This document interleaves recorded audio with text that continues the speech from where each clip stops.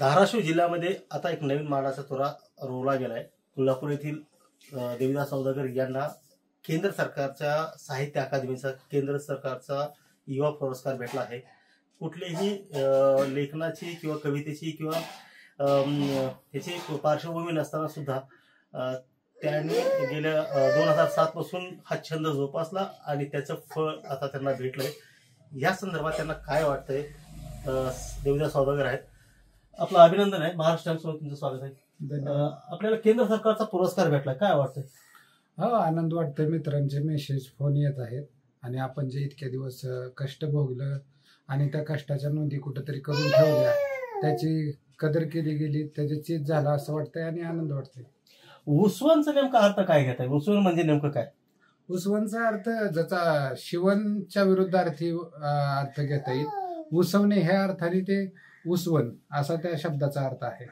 उसवणे आणि शिवणे ही निरंतर प्रक्रिया चालूच असते। ह्या अर्थातून त्याचं कादंबरीचं शीर्षक उसवन असं ठेवलेलं आहे। कादंबरीत नेमकं काय, तू काय वास्तव काय मान्य केली, कोणाबद्दल?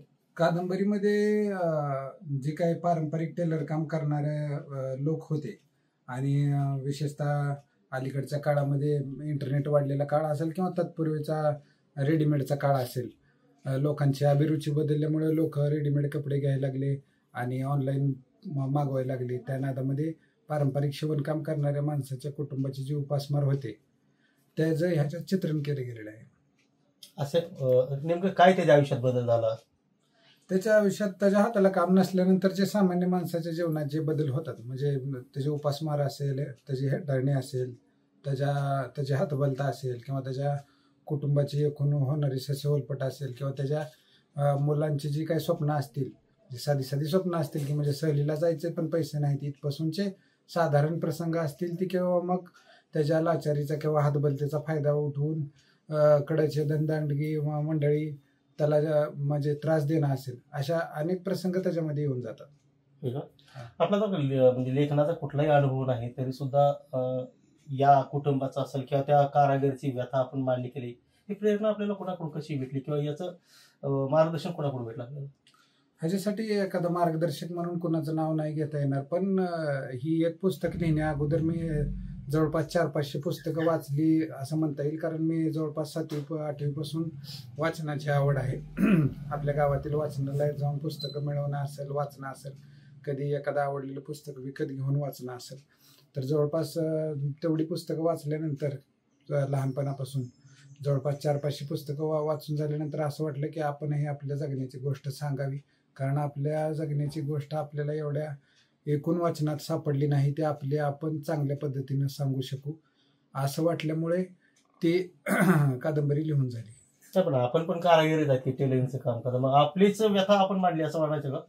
आपण जरी एकटा शिंपीकाम करणारा असो किंवा कारागिरी एकटे असो किंवा टेलर एकटे असो, पण हा प्रातिनिधिक स्वर आहे ही सगळ्याच शिंपीकाम करणाऱ्या कारागिरांची।